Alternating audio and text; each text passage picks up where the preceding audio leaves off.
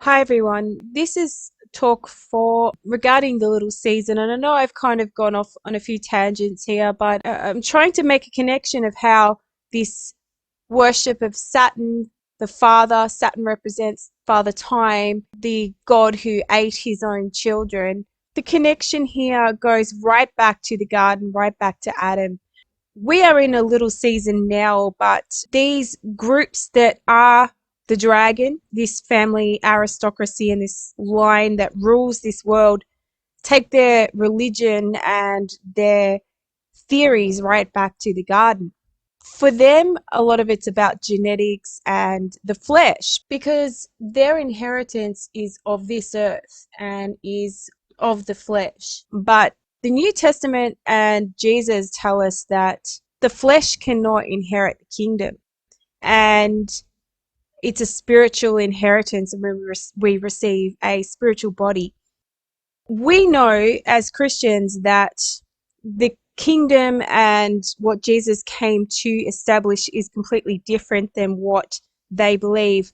However, they do believe what they believe, and they are trying to fulfill their agenda on the earth today in this little season. They are trying to create their Kabbalistic utopia where they inherit the earth and they are their own gods or their own Messiah. It's through this distorted version of the scripture and their understanding of it, they've twisted it.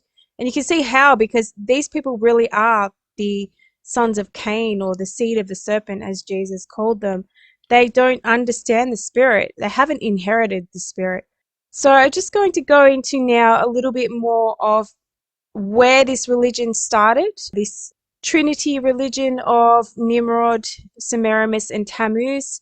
And I'm going to talk about Noahide laws again, because I believe that in this little season, when they come for the saints, which is us who are camped or secluded in our tents, in our temporary bodies, they are going to come under this Noahide law. And we are seeing this unravel. These promoters of Zionism, like Trump and Jared Kushner, and through promoting the false Messiah, Rabbi Schneerson, and this Exarch lineage that declares that it's of the lineage of King David. As we know, the purpose of genealogies in the Bible was all to point towards the birth of Jesus. And it's my suspicion that this star that they use on their flag and on everything actually represents the false Messiah. If anybody wants to put a name to it, the Antichrist, I would say, because stars represent the gods. In pagan nations, the stars were a symbol of their god or multiple gods. They have one god on their flag, and they use one star, and this star represents their god or their Messiah. Throughout history, all of these religions point to a god king. We know that Nimrod tried to claim this title by being a god king. And I think that that's what all of this points to, is that their Messiah inherits the kingdoms of this earth. So we saw Jesus offered the kingdoms of the earth in his temptation in the wilderness. And he knew that they belonged to him because God had promised them to him. But he said, not my will, God's will, whereas the Antichrist does his own will, just as Cain did. So here in Acts 7:43 it says, you have taken along the tabernacle of Moloch and the star of your god Raphan, the idols you made to worship. Therefore I will send you into exile beyond Babylon. And do we think that while these Judeans who were in exile, or the exilarchs in Babylon, really stopped worshipping this star of Raphan or these gods of Moloch? I don't think they ever stopped. Noah's drunkenness, Ham, and the curse of Canaan, mystery solved, and who was Noah's wife? After disembarkation from the ark, Noah planted a vineyard, and when grapes were produced, he made wine, got drunk, and passed out in his tent. Then his son Ham walked in on him, and something happened that resulted in the birth of Canaan. The name Canaan means humiliated and is our first clue to solving this mystery. After happenings in the tent, Noah cursed Canaan. He didn't curse Ham, or nor did he curse himself, but he cursed Canaan, and the root of this mystery is the question why. The key to unraveling the mystery is recognizing the identity of Noah's wife. The sons of God saw that the daughters of men were fair and took them as wives in Genesis 6:2. And Noah was one of these sons of God, and the daughters of man that Noah took for a wife was named Naamah, from the line of Cain. Then after the flood, when Noah got drunk, Noah's son Ham had sex with his mother, Naamah, who as a result of this union bore a son named Canaan.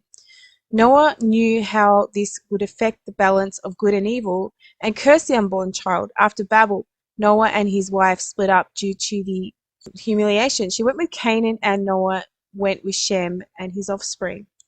There is much evidence to promote this above notion, and if true, it explains this grand mystery and helps us understand our roots.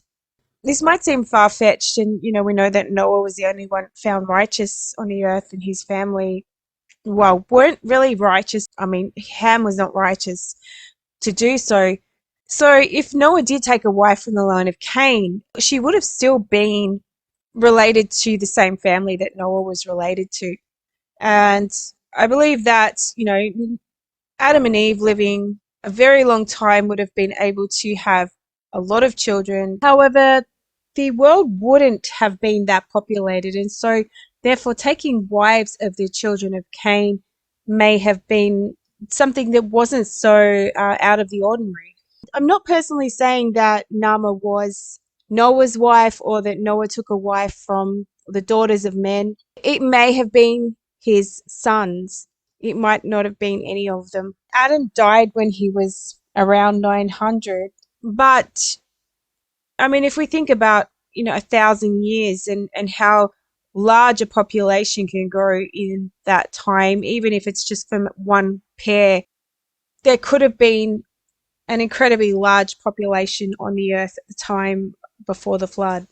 First, we need to look at the genealogy of Noah and Naamah. Genesis chapter 4 gives us the genealogy of Cain, which ends with the woman's name Naamah. Genesis chapter 5 gives us the genealogy of Seth, which ends with Noah. Also, it should be noted that Adam and Eve had other sons and daughters, the genealogy of which were not documented. There was no need, and their offspring perished in the flood. We at Genesis and Genetics are convinced that Naamah was indeed Noah's wife. Here is our reasoning. She is the last one mentioned in the line of Cain before the flood. Generally, in biblical lineages, only the men are listed. In the case of Naamah, not only is she listed, but also her father and mother are included. This implies that she is a very important person in our family tree. Some Jewish traditions cite Naamah as Noah's wife. There was a town in Canaan conquered by Joshua named Naamah. Biblical towns are generally named after the men, but this one was named after a woman, Naamah. Noah planted a vineyard and got drunk. Then Ham, Noah's son, committed some act that resulted in a curse placed on Canaan. It's interesting that, it says that his name was Canaan. I know it says further up that means humiliated, but it's also kind of in reference to Cain himself. These happenings have been heavily debated by theologians. Some say Ham saw that Noah was naked. Some say Ham committed homosexual act with Noah, and some say it will remain an unsolved mystery. But there is another possibility that we have accepted. We have concluded that Ham went into the tent and had sex with his mother. This union produced Canaan. When Noah woke up, he cursed Canaan, Ham's unborn son. Noah didn't curse himself, nor did he curse Ham, but he cursed Canaan and gave him the name which means humiliated. This is the only scenario that makes sense, and here are our reasons for promoting this view. So the term saw the nakedness of his father. In this same term is used in Levitical law when dealing with incest, e.g. Leviticus 20:11, and the man that lieth with his father's wife hath uncovered his father's nakedness. This clearly means having sexual relations. Noah knew that the result of the union would upset the balance between good and evil. The biblical history of Noah ends when Noah cursed Canaan. However, we know that Noah lived 350 years after disembarkation from the ark. We are not sure how long Naamah lived after leaving the ark, but assume she lived through the time of the scattering at Babel.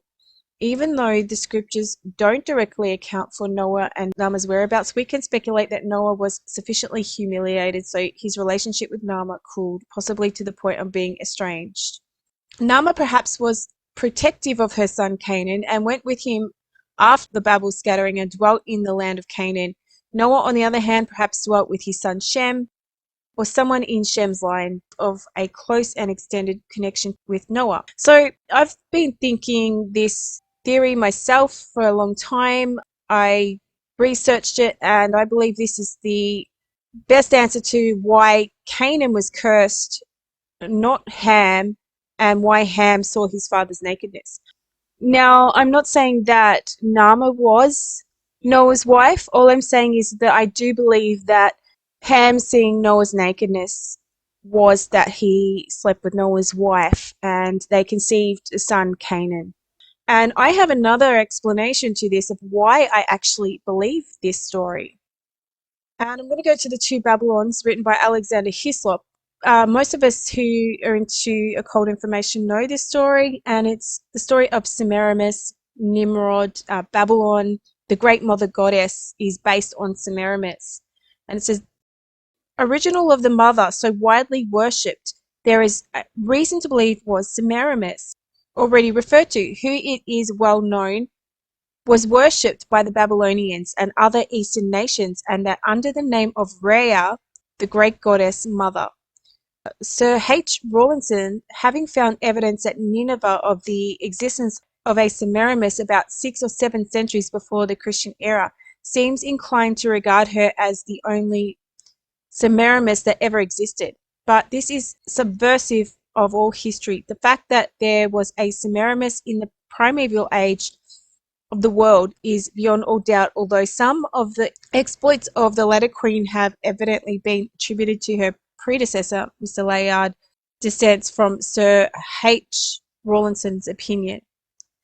So it was from her son, however, that she derived all her glory, her claims to deification. The son, though represented as a child in his mother's arms, was a person of great stature and immense bodily powers, as well as most fascinating manners. In scripture, he is referred to in Ezra 8:14 under the name of Tammuz, but he is commonly known among classical writers under the name of Bacchus, that is, the lamented one.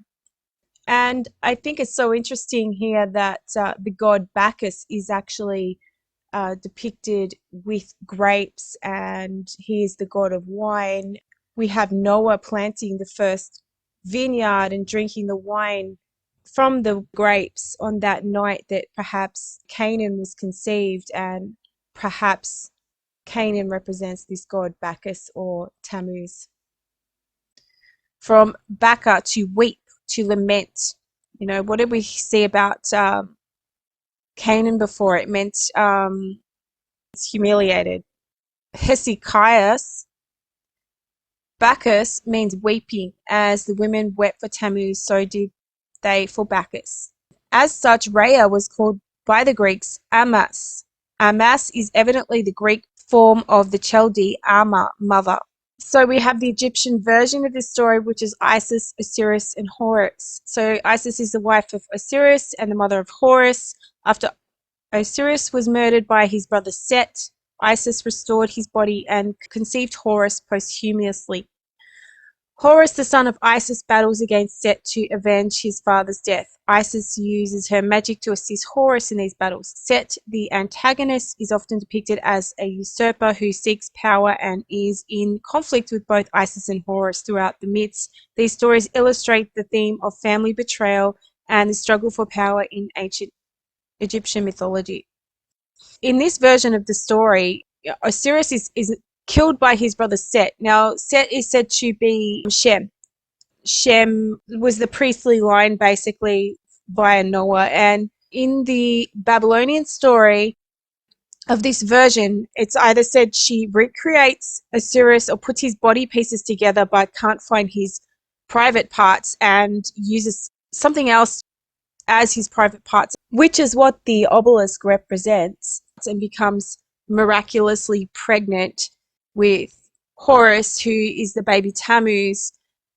And that's why the Egyptians use the obelisk, and so does all the occult religions, the Roman Catholic Church, Freemasonry.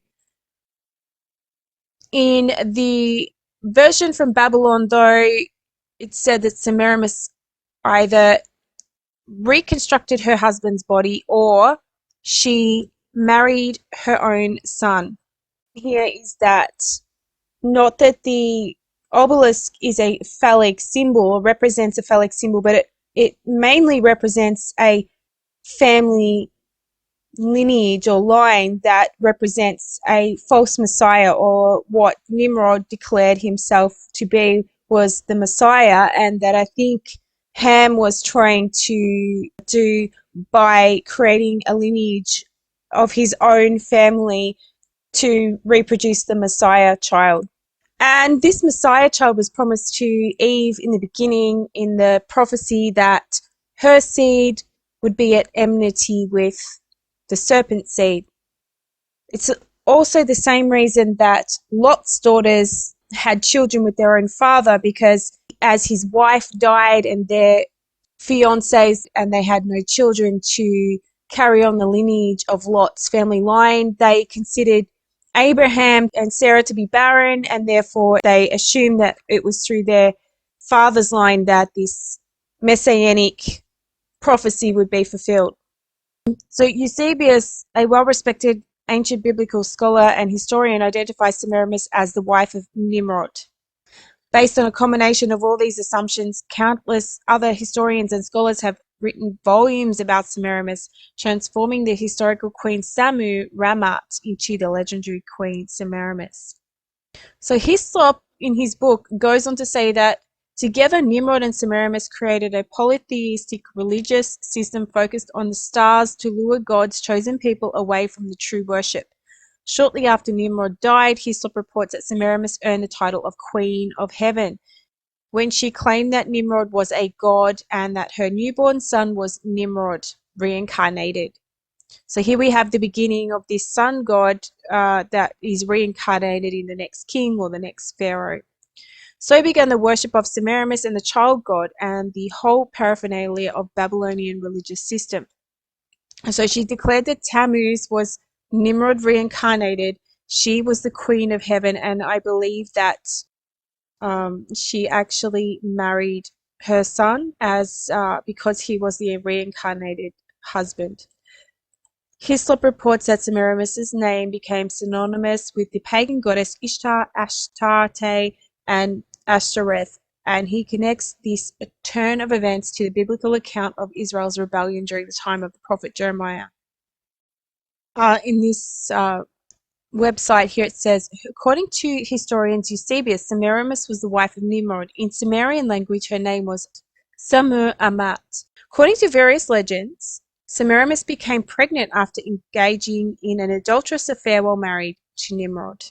Around this time, Nimrod dies a violent and untimely death, an effort to retain power, and to hide her misdeeds, Semiramis makes a most audacious claim. She publicly declares that upon Nimrod's death he had been resurrected as the god of the sun. As the sun god, Nimrod used his rays to miraculously inseminate Semiramis with a child. This child was thus considered to be divinely conceived. The child's name was Tammuz, which she claimed was the reincarnated Nimrod. Thus Semiramis was both Nimrod's wife and mother. So this is where this legend comes from, that she is the wife of Nimrod. She's also the mother of Nimrod. And I don't think this is a coincidence, because if we go back to the actual story in the Bible, and she's the line of Nimrod, she's the wife of Nimrod. I mean, I'm not saying she may have been a real woman who was the wife of Nimrod via the line of Ham, but I find that this legend attached to this lineage of Ham and this woman who is also the mother as well as the wife of the sun god is an irony, and this convinces me that this story of Ham sleeping with his mother and seeing his father's nakedness, that in that sense, and Canaan being the cursed child, a result of that union, is basically the beginning of this mother, father, child religion via Nimrod in Babylon. So was Noah's wife of the line of Cain? There's an ancient story saying it is this story that Nama has her own genealogy in Genesis, and that she has a city named after her in Canaan. Is really kind of interesting. There's also the theory that, a lot of these pagan gods were actually based on real people. So, for example, I've got Dagon here, and he was a god worshipped in ancient Syria across the middle of the Euphrates. And he was regarded as the father of gods, similar to Mesopotamian Enlil or Hurrian Kumbari. If we look at who Dagon is, he's a fish god. So he's a god that comes out of the sea, or out of the flood, the antediluvian world. And it's a reference to potentially a real person like Cain or Adam, even father of all these gods, that these people considered themselves gods, or the sons of God. There's this definition between the sons of God and the sons of man, and the sons of God are simply just the line of Seth that followed the truth of God, and the sons of man. But the sons of Cain turned a lot of their patriarchs into gods. We see Nimrod is the sun god, and we know Nimrod is not the sun god, he's just a man.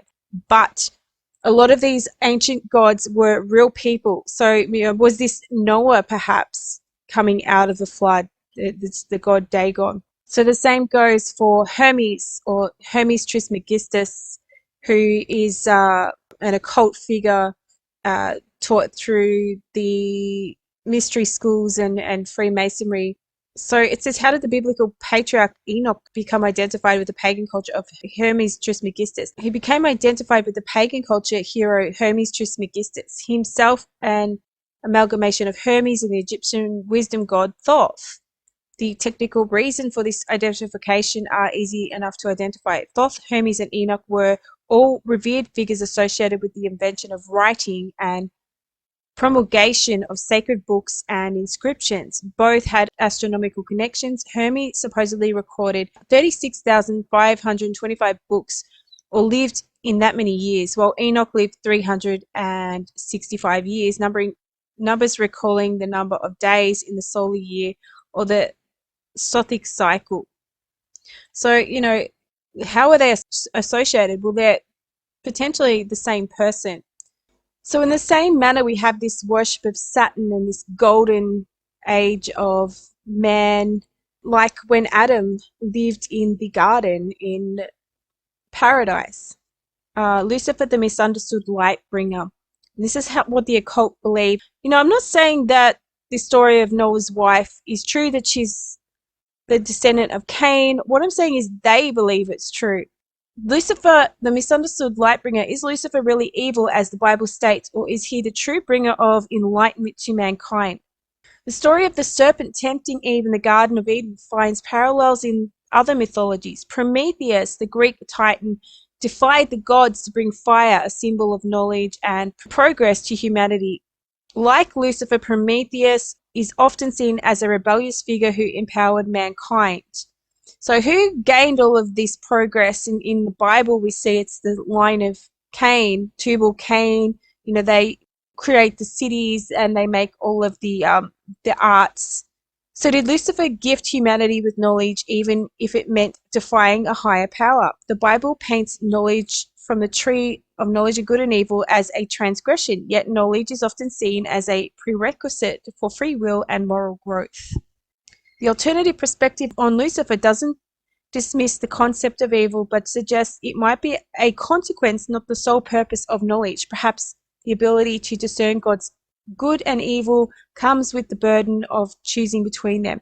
Now, this occult mystery school invert the truth of the Bible, and they worship Adam, or this light bringer, for eating of the tree of the knowledge of good and evil and giving man enlightenment. So that's where the meaning of Lucifer comes from. It's the light bringer. He's illuminated, a luminary. And so this is what their religion follows and worships, is that mankind is God. So man being Adam, we are all descendants of the flesh of Adam. And that Adam, via eating of the fruit of the knowledge of the tree, gave us enlightenment. As I said, I'm not convinced that Naamah was the wife of Noah.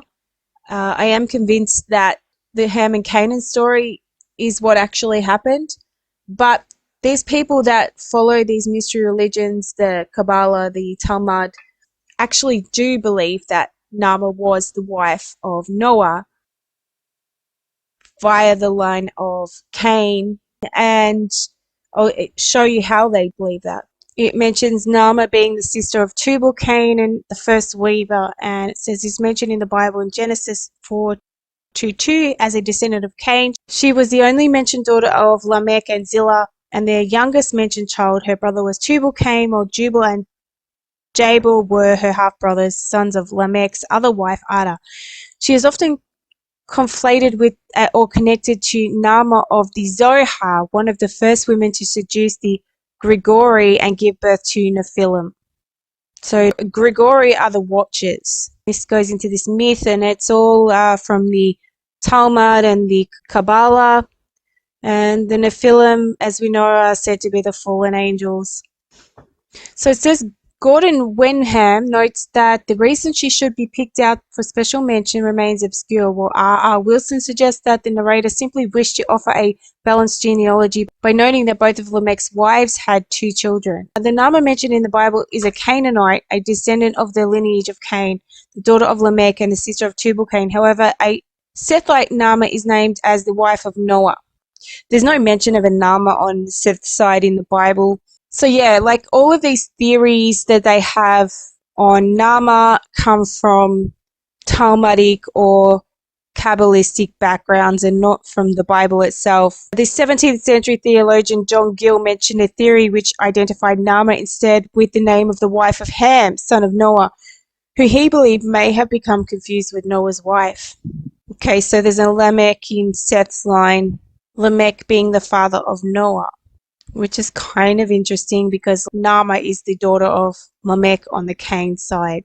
Yeah, so it's really confusing and strange that both sides of Noah's sons' families used similar names or the same name. So Enoch, Lamech, and even Canaan was one of the children on Seth's side.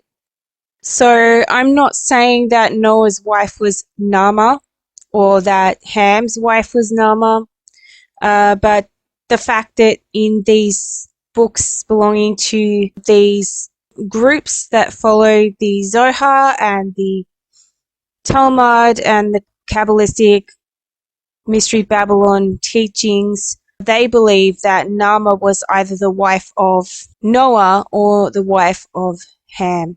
And if I'm right, and the original Semiramis was actually Naamah, then we know why they worship Semiramis and the child and Nimrod as their holy trinity in this occulted Babylonian mystery version of the Bible. So here in this image it says Semiramis, Hellenized form of the Akkadian name Samur Amat, or gift of the sea. Samur, when translated into Hebrew, becomes Shinar, the biblical name for the lower Mesopotamia. Legends say she was raised by doves, the symbol of peace and rest, hint to Noah, and a symbol of Astarte. So, I mean, if this is hinting towards Naamah being Semiramis, and it kind of shows there's a connection here that they believe that at least the wife of Noah was the mother of this savior child, Tammuz or Bacchus. In this article it says, introducing Naamah, the mother of all demons, how the biblical figure of Naamah evolved into a terrifying demon that rises from the depths of the sea to seduce the men of the world. And it says, the 4 demonic mothers are mentioned in Jewish magical and Kabbalistic texts: Lilith, Naamah, Igrat, and Makalat. Only one of these, however, is dubbed the mother of all demons and described as the mother of Ashmedai, the prince of demons. This would be the figure named Nama, which happens to be a fairly common name among women in modern Israel. Unlike the more famous Lilith, little has been written about Nama. Her name first appears in the 4 chapters of the book of Genesis. The text describes her as the daughter of Lamech, the sister of Tubal-Cain, a member of a dynasty that originated with the infamous Cain, who murdered his brother and continued with Enoch, himself a fascinating figure who was no more, for God took him, and who is sometimes associated with the angel Metatron. Like Enoch and the rest of his family, not much is written about Nama in the Bible, a fact that has enhanced the sense of mystery surrounding her figure, in which led storytellers through the ages to embellish her character with various biographical details. According to one Midrash, Nama was the wife of Noah. Another interpretation has her as the wife of one of his sons. Yet another tradition identifies Nama with another woman altogether. We will return to these a bit later. In the same Midrash that mentions the marriage of Naamah, sister of Tubal-Cain, to Noah, the sages also give 2 seemingly contradictory origins of Naamah's name. Some believe that the name was given to her because all her deeds were pleasant, while others interpret her name as she would beat Mim Emet on a drum to draw people to idol worship. Bereshit Rabbah 23. Another Midrash states that Naamah was so beautiful that she was responsible for the incident mentioned in Genesis 6. The sons of God saw that the daughters of humans were beautiful, and they took wives for themselves, whomever they chose. In other words, claim the Midrash, Naamah was one of the daughters of humans that caused the angels to descend to earth and to fornicate with them. And so we know that this whole idea of angels reproducing with the daughters of men comes from these Kabbalistic texts and not from the Bible. Her demonic character appears more clearly in the Zohar Hadash, and the sister of Tubal-Cain was Naamah. Well, Rabbi Yitzhak said she was a righteous woman and pleasing Ni'amah in her deeds. Rabbi Abahu said the simple sense of scripture indicates that she was learned in metalworking like her brother Tubal-Cain, as implied by what is written. He was the progenitor of every implement of bronze and iron, and the sister of Tubal-Cain, Naamah. He invented this craft and his sister with him, as is written, and the sister of Tubal-Cain, Naamah, she was skilled like him. And the sister joins the precedent statement. Rabbi Bo said she was the mother of demons. She bore them, for look, the mother of Ashmedai, king of the demons, is named Naamah. Evidently, there were 2 different traditions concerning the character of the biblical figure Naamah. The difficulty here is clear. It is, after all, impossible that Noah, a righteous man blameless among the people of his time, would marry a woman who became the mother of demons. Adding to the difficulty is that the fact that the chapters 4 and 5 of the book of Genesis are 2 different lineages in which the name of Enoch and Lamech appear. Noah himself, according to the book of Genesis, is the son of Lamech, which, as we recall from the verse mentioned above, is the name of Naamah's father. Apparently, it was difficult to reconcile the traditions. Hence, in later versions, the characters split, and so Noah married another Naamah, Naamah, the daughter of Enoch. A much more logical relationship, given the sacred nature attributed to Enoch over time. She is said to be the only woman in the generation of the flood who maintained her purity.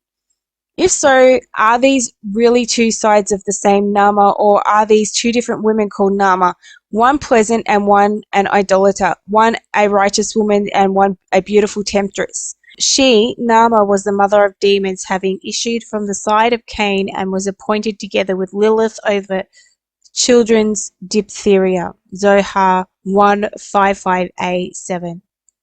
I mean, how ridiculous is this? And then, demonizing women as well. I swear on all the families of the nations and sects of the demons and evil spirits, and all the sects of Igrat, daughter of Makalat, and Naamah and Zimzumit. Naamah is mentioned here in an amulet for the sick with urges and restless of body.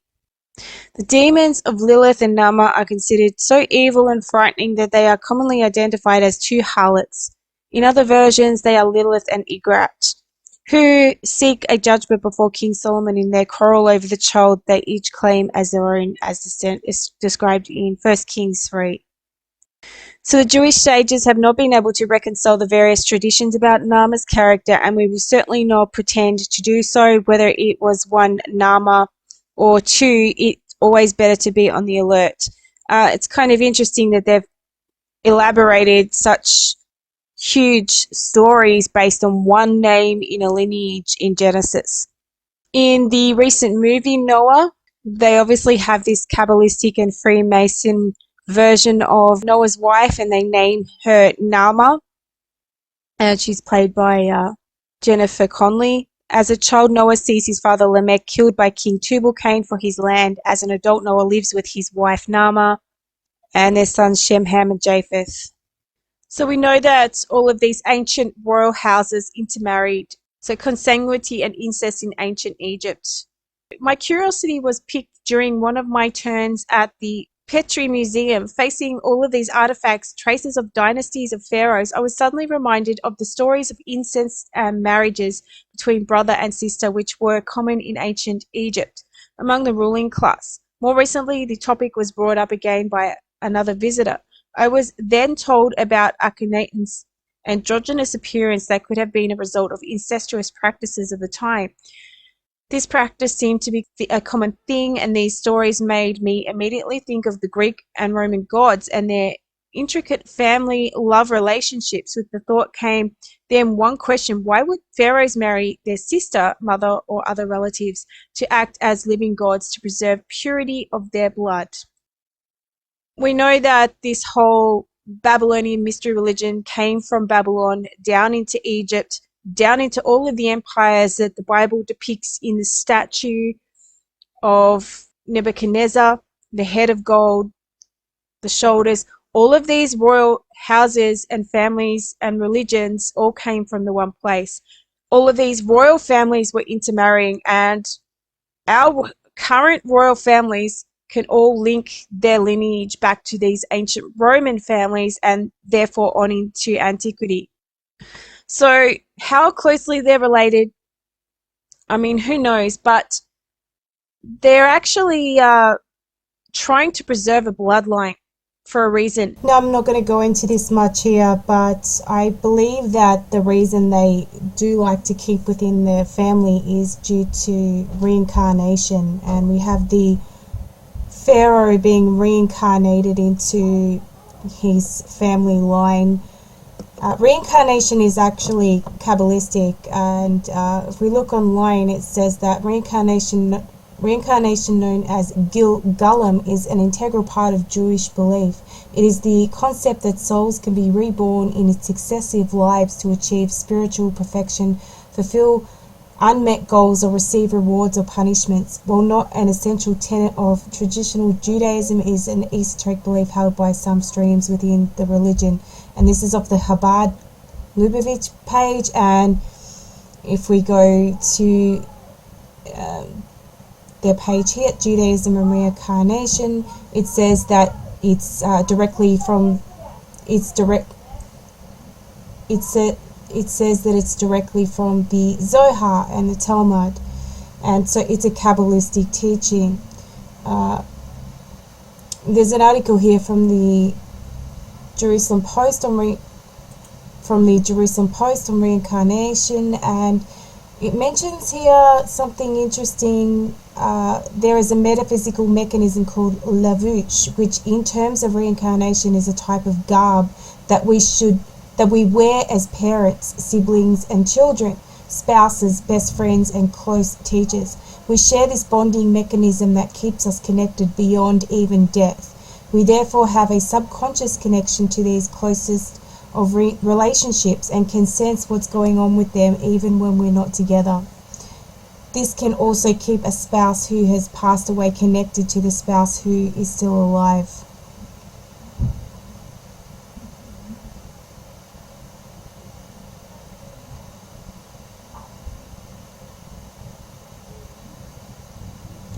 So, as I said, I won't go into it here, but I wonder if they believe that somehow being closely connected as family, that therefore reincarnate again into this world and then keep the family wealth within there and get to relive their life within this same family with all the same achievements that they achieved in their previous life to benefit from.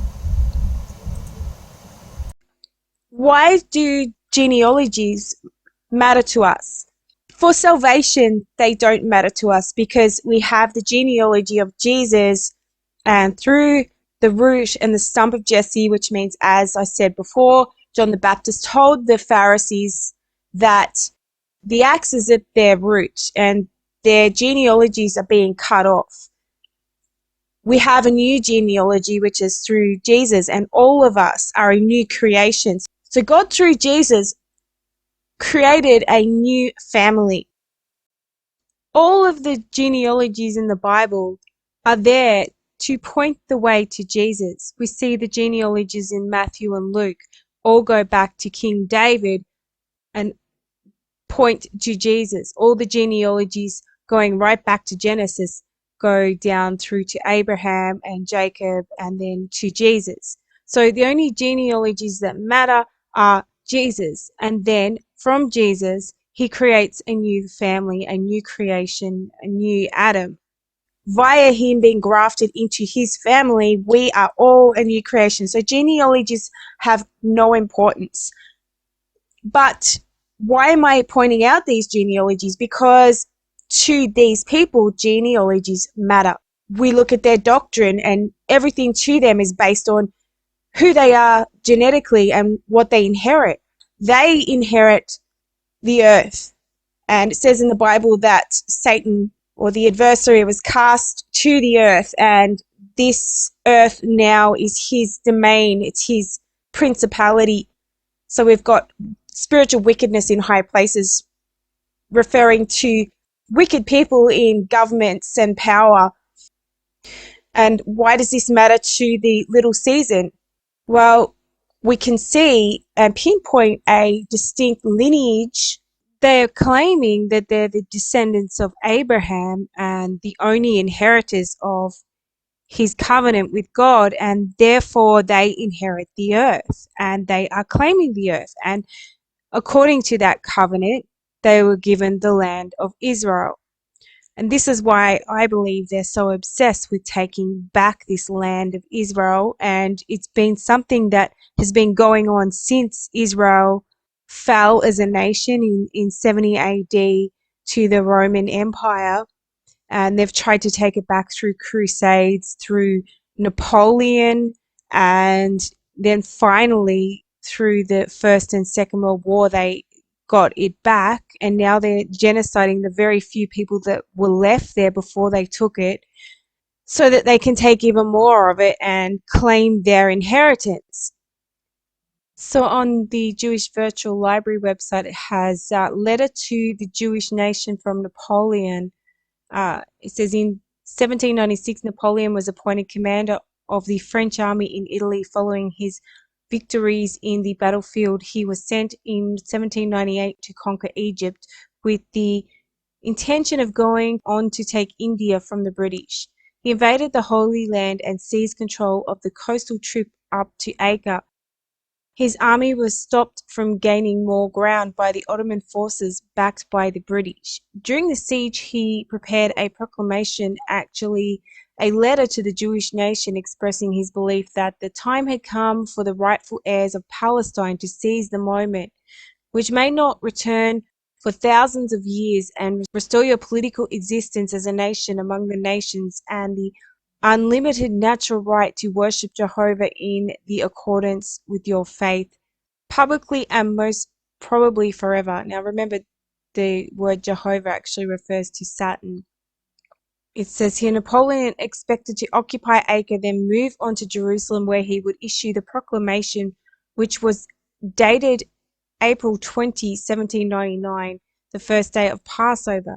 It didn't happen, however, because he was forced to retreat from Acre on May 22nd, 1799, and subsequently left the Holy Land.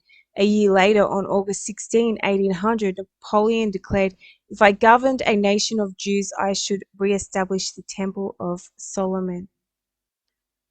However, we have a quote from Napoleon saying, "It is necessary to reduce, if not destroy, the tendency of Jewish people to practice a very great number of activities that are harmful to civilization and to public order in society in all the countries of the world." He said this in 1808. So, it's contradicting what his intentions were. In fact, he did exactly the same thing that Adolf Hitler did.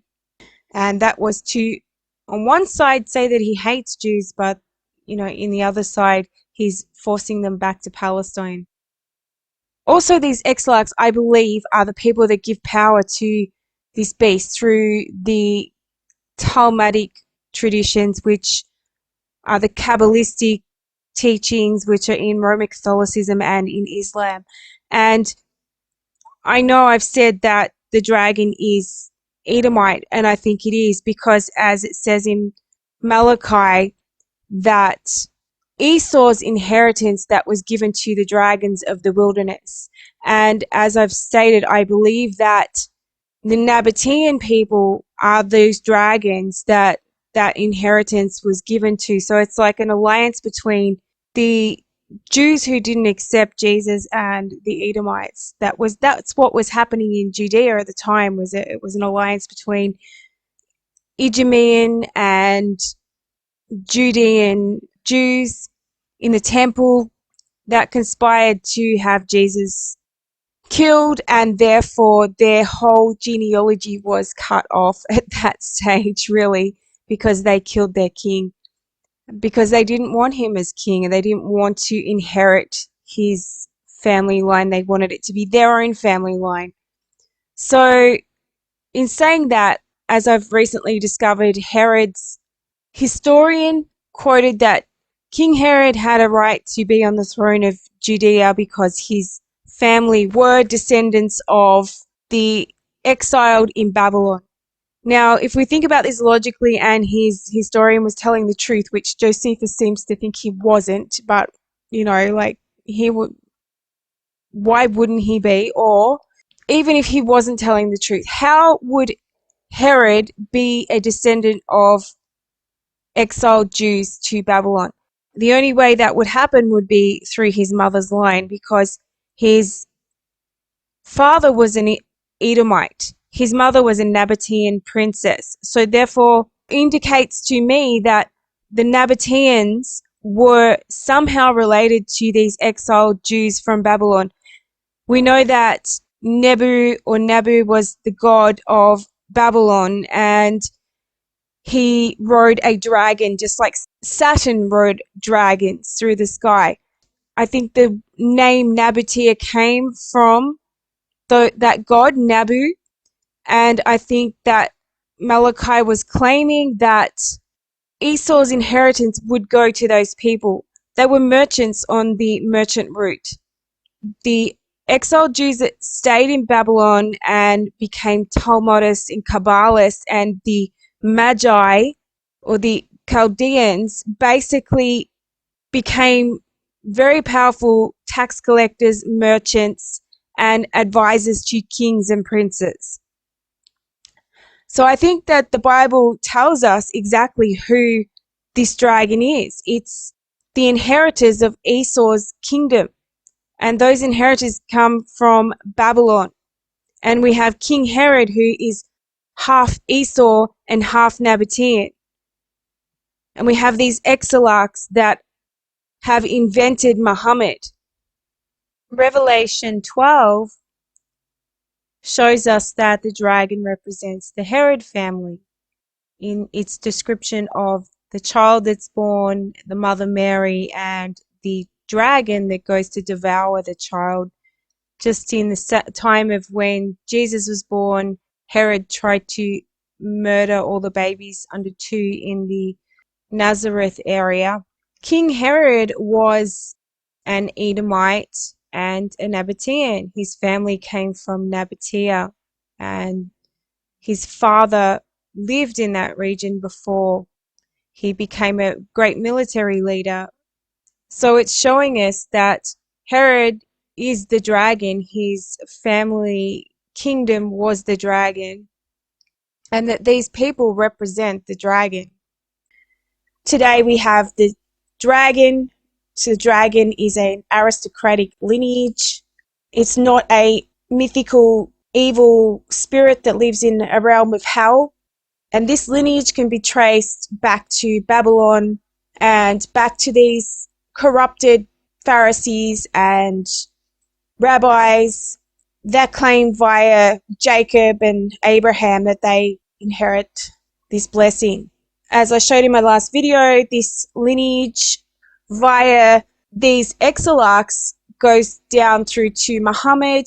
I've discovered videos now that claim that Muhammad wasn't even a real person. It was actually a title for these exilarchs, and I'll play this here now.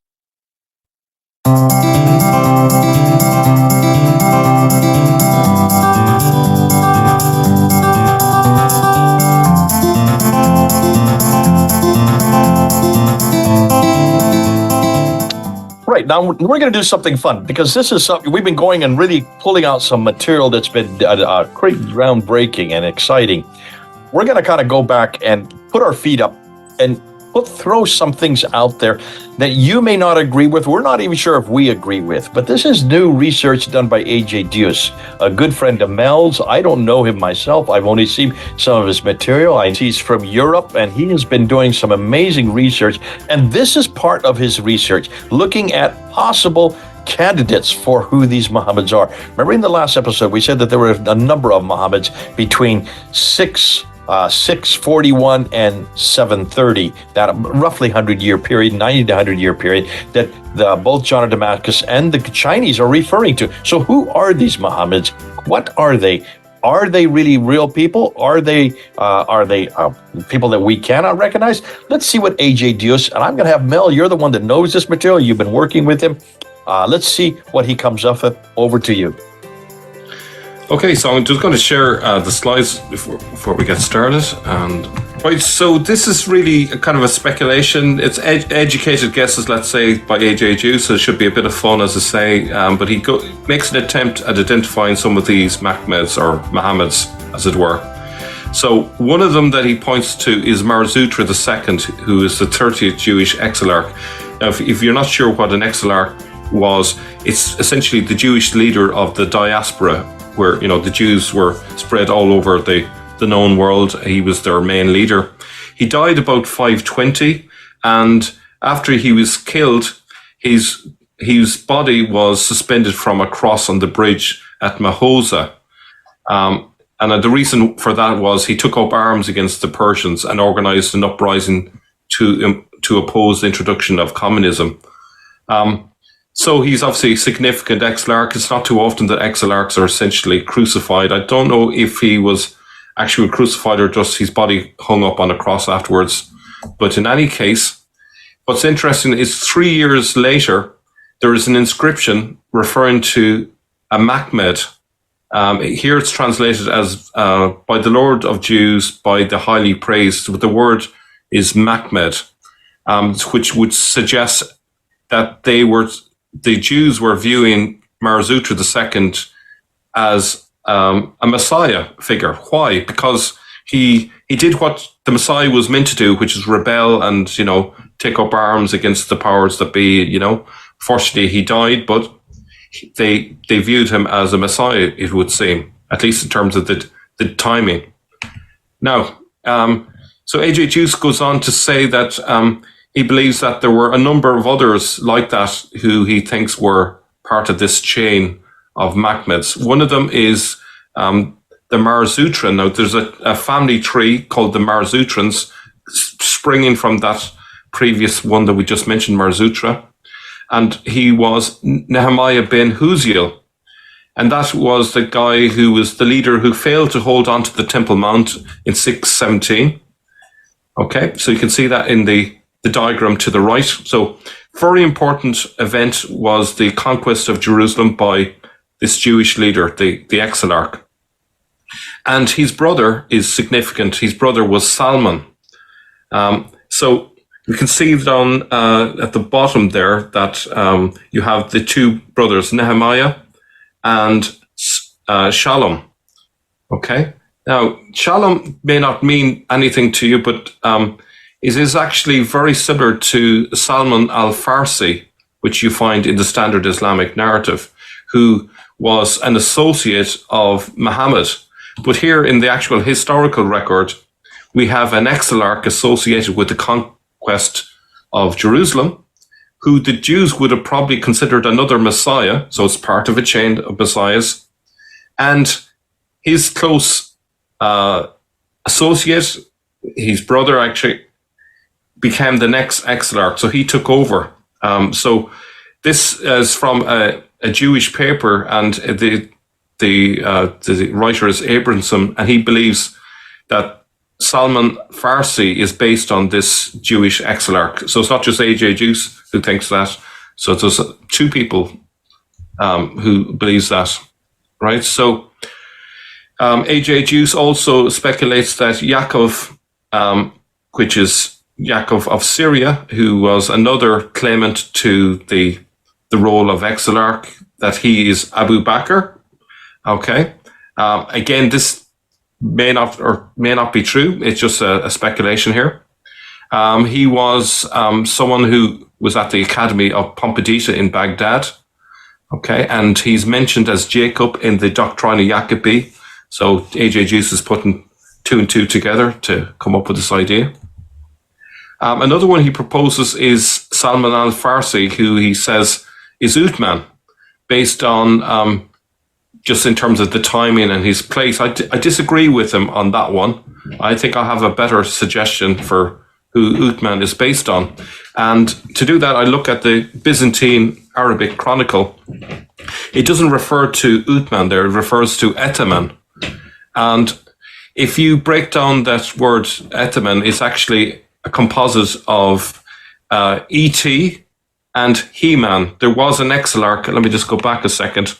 Let me see if it's in here. It's down at the left-hand side of this diagram here. You'll see He-Man the First, the 38 exilarch, which his time when he reigned is in the right time frame for Uthman. So my suggestion, I'm going against A.J. Juice, again, it's speculation, is that perhaps Etman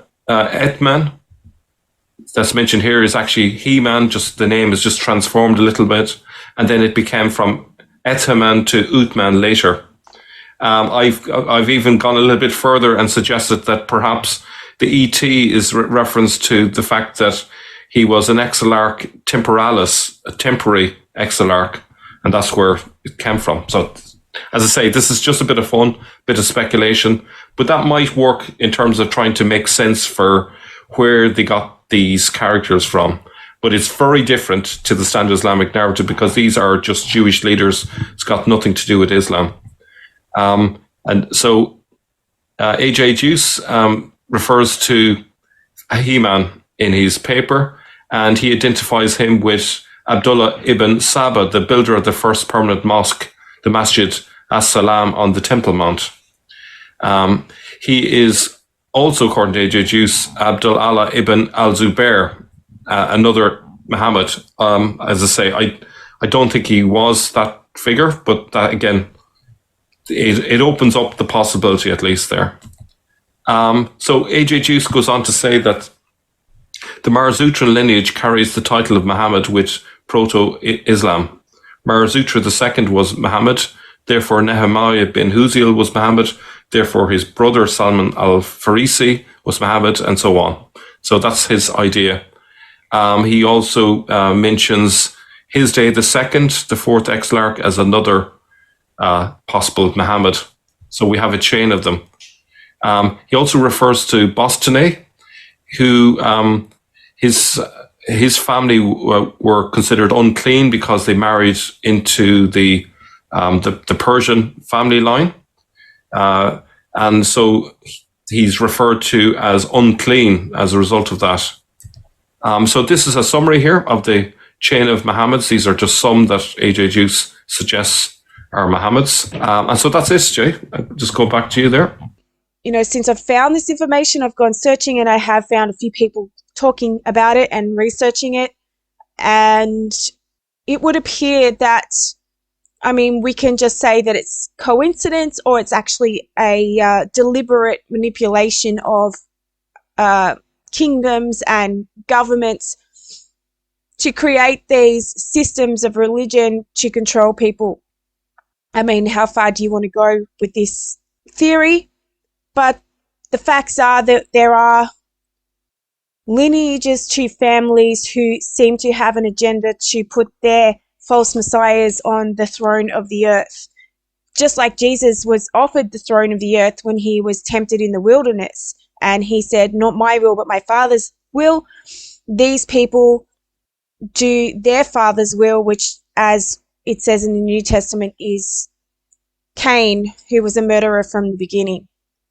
Muslims are perfect monotheists. It's a fact of Jewish law that we believe that they worship the same God that we do. In the past, we've called it by different names, Yirei Shamayim, which means the people who have fear of heaven, Ger Toshav, or Bnei Noach, the children of Noah, or during Hellenist times in Greek it was called Theos Hebea, that this refers to the great number of non-Jewish believers who came to sacrifice the Qurban Shlamim in Jerusalem together with the Jews. Salamai, Muslimai, Muslimi. This could be a clear indication in our literature that Islam is an ancient religion dating back to the time of the Second Temple, or even earlier. If the roots of Islam are the same as what we call Bnei Noach, then for us, it is much older. This is the religion of Noah. This is the religion of Adam himself. So in this little reel of YouTube, this rabbi is telling us that in some ways it's supposed to make the Muslims feel good that they're aligned with Judaism. And going back in history, we see that the Jewish exarch from Babylon actually really did have a good relationship with the Arabian culture and empires. They thrived in the Persian Empire and in the Abbasid and the Umayyad empires. But it's kind of deceptive what this guy says here, because he's telling the Muslim people that they are the descendants of Noah, when he would know very well that they're the descendants of Abraham. And by saying that they're the descendants of Noah, he puts them under the Noahide law, which puts them under the inheritor of the earth, which is basically what the Jews consider themselves, to inherit the earth via the covenant with Abraham. So this is an article from the Square magazine, which is a Freemasonic magazine. It says Noahite legend and the craft. When we hear the terms Masonic, history informs us we should be less focused on accuracy and more on the lessons the ceremonies are intending to convey. If one were to ask a Freemason about the history of the craft, there would likely follow a narrative on its foundations in the ancient guild of stonemasons. There might be a discussion about how it uses the tools and other items connected to the discipline as symbolic items that offer a reminder of how to live an upright life. At some point there will be an allusion to the building of King Solomon's temple. This identity of being a builder could be said to be deeply ingrained during the ritual process of becoming a master mason. During this search, one will discover that it more tradition than history upon which the craft bases its lessons. Like many things in the craft, this tradition is a bulwark of the line of succession from one generation to the next. But traditions begin, change, and end over the course of time. In the over 300 years or more in which the fraternity has been in existence, this can be found in the ritual and its many revisions. Sometimes indications of older traditions may be uncovered in a word or phrase, and one such phrase is the focus of this study. Anderson's Constitutions is considered to be the basis of modern Freemasonry and part of the foundation of its operation. It was written to provide a method by which to standardize the practices of the craft. It was written for the Premier Grand Lodge of England and would be applied to the lodges within London and Westminster that operated under the Grand Lodge. With this work is the Hiramic legend, along with the pyramid organizational model of Freemasonry. The work was published in 1723 and 1738, Anderson and Franklin 1734. In 1738, the Grand Lodge of London and Westminster became the Grand Lodge of England, and Anderson's constitutions were utilised. Anderson's version of the history. Anderson's constitutions offer an outline of the history of the craft and how its mysteries were transferred from one generation to the next. This history begins with Adam. Adam, our first parent, created after the image of God, the great architect of the universe, must have had the liberal sciences, particularly geometry, written on his heart. For even since the fall, we find the principles of it in the hearts of his offspring, and which in process of time have been drawn forth into a convenient method of propositions by observing the laws of proportion taken year of the world 4003 before Christ from mechanism, so that as the mechanical arts gave occasion to the learned to reduce the elements of geometry into method, this noble science thus reduced is the foundation of all those arts, particularly of masonry and architecture, and the rule by which they are conducted and performed. No doubt Adam taught his sons geometry and the use of it in the several arts of and crafts convenient at least for those early times. For Cain we find built a city, which he called consecrated or dedicated, after the name of his eldest son Enoch, and became the prince of the one half of mankind. Which half is that? The serpent half. His prosperity would imitate the royal example in improving both the noble science and the useful arts. And this is from Anderson and Franklin, 1734. This information was then passed down through the generations to Noah. But without regarding uncertain accounts, we may safely conclude the old world that lasted 1656 years could not be ignorant of masonry, and that both families of Seth and Cain erected many curious works, until at length Noah, the ninth from Seth, was commanded and directed of God to build the great ark, which though of wood was certainly fabricated by geometry and according to the rules of masonry. Noah and his 3 sons, Japheth, Shem, and Ham, all masons true, brought with them over the flood the traditions and arts of the antediluvians, and amply communicated them to their growing offspring. Anderson and Franklin, 1734. He posits that it was through this transmission from Noah that the arts and sciences were preserved through the deluge and continues through this day. The importance of moral law. So why this connection to Noah? Noah and his sons were all masons true, Anderson and Franklin, 1734, page 9. And it is said that a mason is obliged by his tenure to observe the moral law as a true Noahide. So not being of the top 3 Sephirot, which belonged to the descendants of Jacob according to the Talmudic and Chabad Lubavitch Jews and the Kabbalah, the Masons, who are Goyim, come under Noahide, so they're descendants of Noah and not descendants of Shem through Japheth and Ham, so therefore they come under Noahide. This term alludes to a descendant of Noah, those who preserved what would be called the 7 laws of Noah. So it would seem that to be a Mason true, one must follow the precepts or at least the spirit of these laws. So not only is Noahide a Kabbalistic and Talmudic doctrine, it's also the Freemasons are also indoctrinated with Noahide laws. Anderson outlines the importance of obeying the moral law. This law may be considered universal, shared by many faiths, one to which men are held accountable. And as the lady in that video posted, I can't remember the name of the video, but go back and watch episode 2. She explains that the top 3 Sephirot, the one that is the corona, the crown, belongs to God, and then we have the male and the female on either side. And basically, It's kind of like a Baphomet system where you have a male-female being with the Godhead, and this represents the chosen people.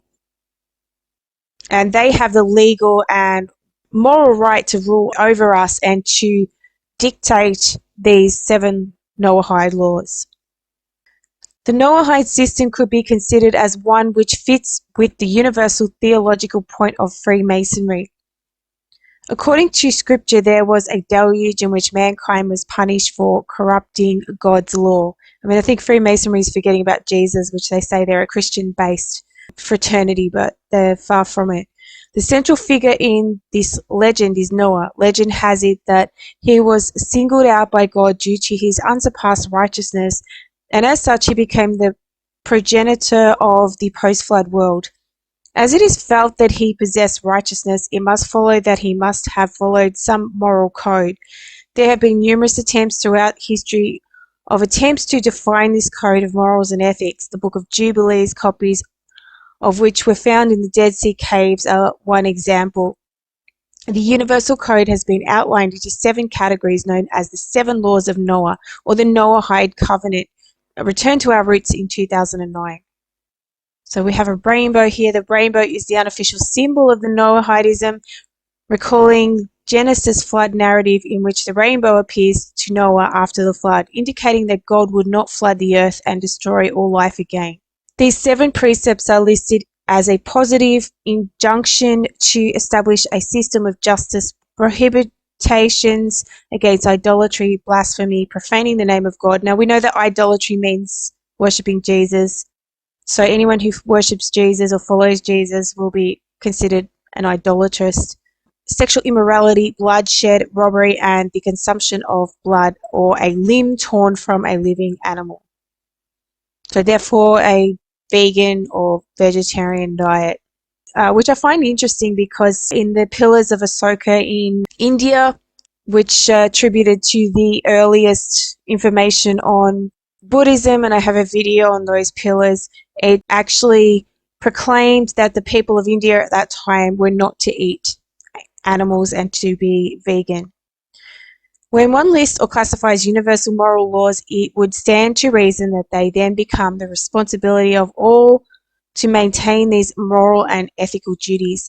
I'm just going to go back here too. I think it's kind of ironic that God gave a decree out to Noah that it was okay to eat animals after the flood. So therefore, they're contradicting the laws of God that it is okay to eat animals, and there's nothing in the Old Testament that says we shouldn't eat animals. So this is just some made-up law by some bullies and tyrants. It is this ancient and ethical code that Anderson, Oliver, and Dermot find the basics of Masonic practice returned to our roots in 2009.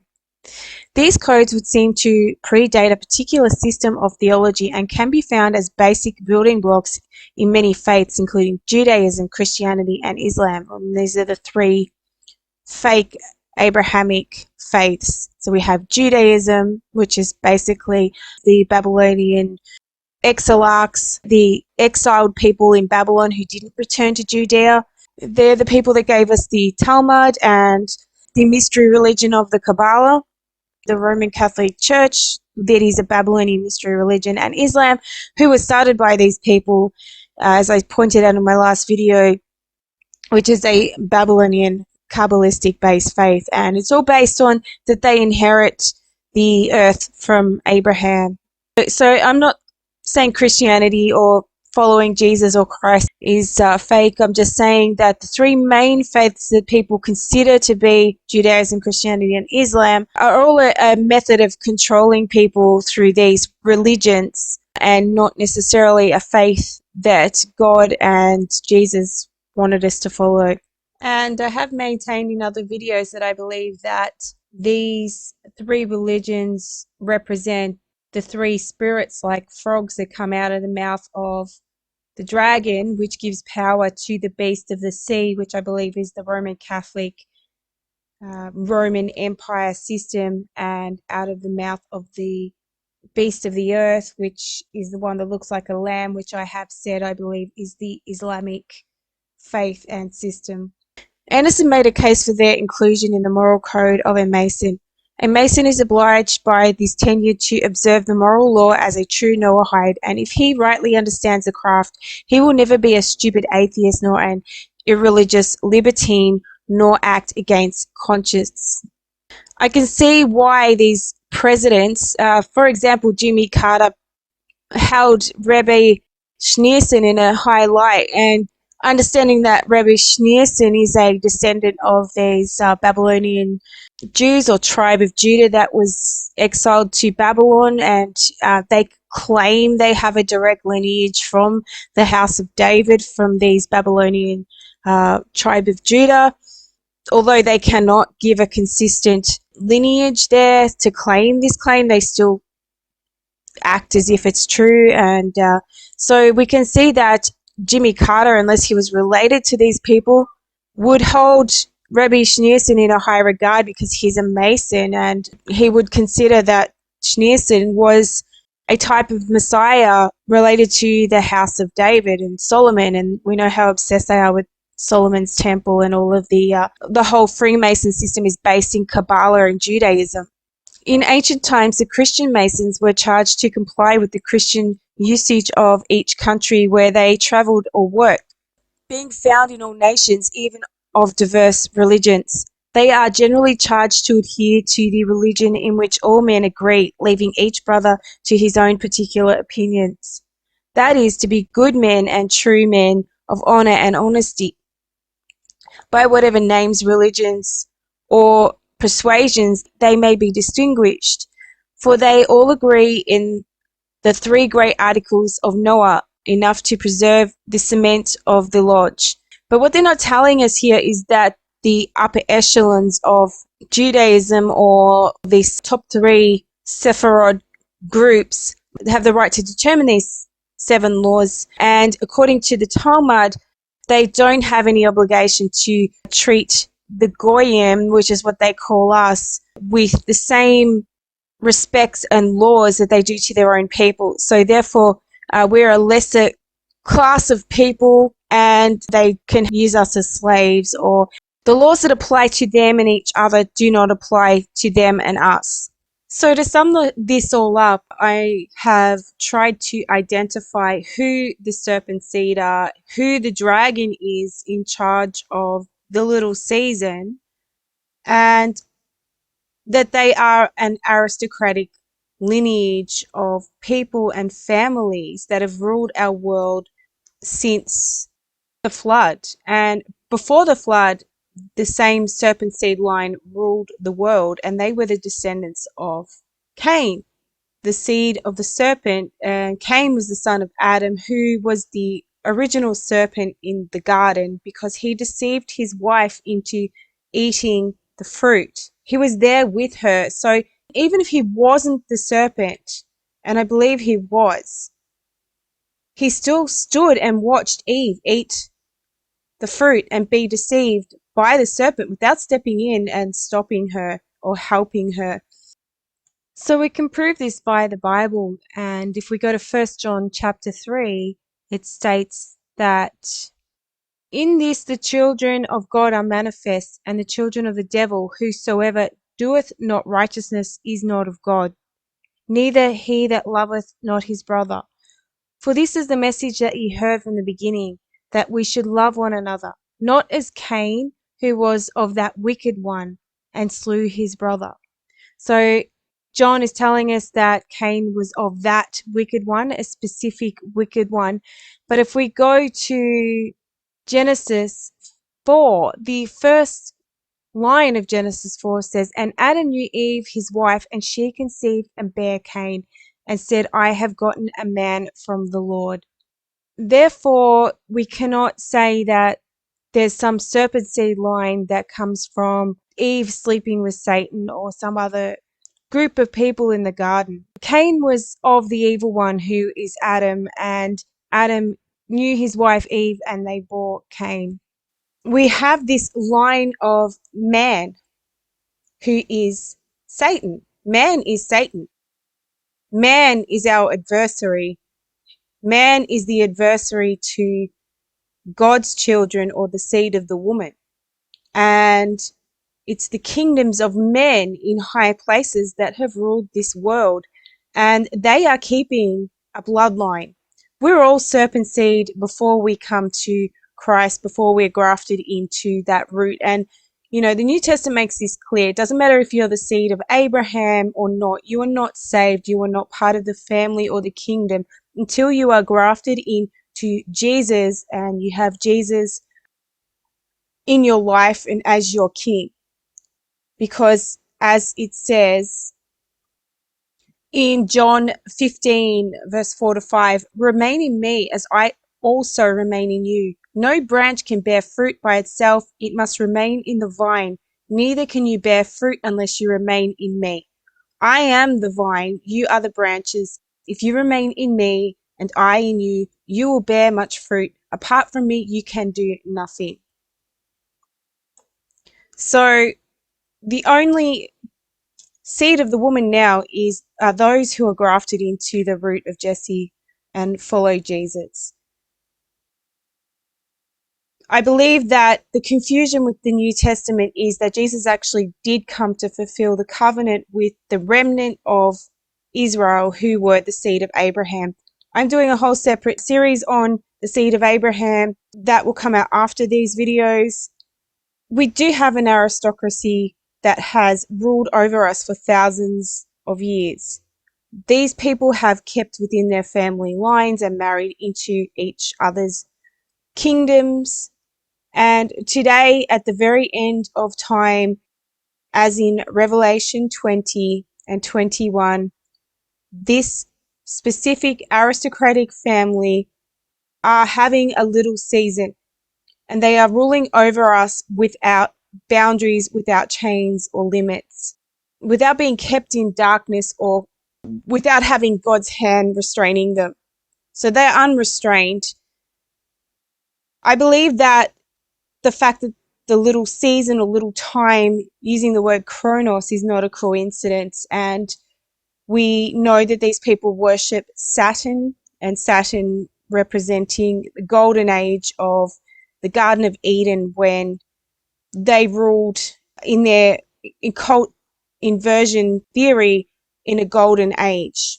They believe that they will rule again in this golden age, but this little season is their golden age. This is their time without restraint, and it's really shortly coming to an end.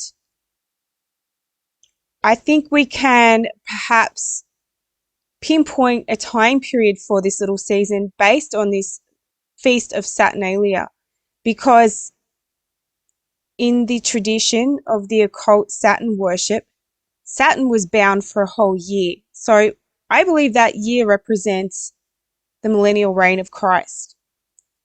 Then, at the end of the year, they had a week, an 8-day festival where Saturn was unbound. And it was free reign for everybody to act equally. But it was equality in a sense of the Sabbatean Frankists or Aleister Crowley, where they could do their own will. They could gamble, they could fornicate. It was all of the sins that they completely indulged in for 8 days. And I feel that this represents this little season, or this little time, which is a week. So out of 1,000 years, the little season would be a week of those 1,000 years, which it adds up to around 180 years of that time period, going back to the early 1800s or to the late 1700s, around the time of all of the revolutions and the Jesuit control of the nations, when this time of enlightenment happened and people started to not believe in God and to believe in man's own power and man's divinity, and that we were gods, that we don't need a God. And this is when Darwinism came about, and atheism, communism, and all the isms that go along with what happens when they start worshipping themselves as their own Messiah. So it's my aim now to talk a bit more in future talks about how long is this little season, what can we do within this little season to bring about change and what we can hope to look forward to, because it's coming to an end. And I do believe that when we look back in the captivity of Israel in the past in Babylon, it was through prayer of Daniel that they got to return to rebuild the temple. And it was through the Israelites in Egypt crying out to God for deliverance that their deliverer came.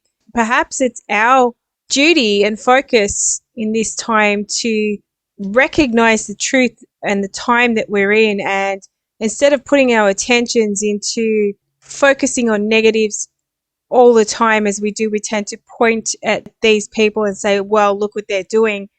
It's important to understand what's being done and why, but we also have to have hope in this system and in this time that we will be delivered from it, and that we need to unite to combat against these coming armies of Gog, Magog, and the dragon, as it says in Revelation 20. So this is the time period we're at, and as I was saying earlier, they use our collective conscious, our collective will, and they will unite us in the herd mentality so that collectively we create their system. And if we start to unite, even if there's only a few of us, then perhaps like the apostles, we can move this mountain into the sea, into the lake of fire. I'm not saying we will do it personally, obviously, as the Bible points out, that will be God who does that. But the apostles started a world-changing movement with a philosophy from Jesus and a handful of men who went about preaching this philosophy. And I can see this understanding that we are in the time of the little season, and people are starting to understand this, and it's growing. And the more we understand and the more truth we get out there and understand, this is how we fight this system. It's just a handful of people that will grow to a world-changing belief. And I think that this is what will bring about the change of this little season of the dragon. Thanks for listening, everybody.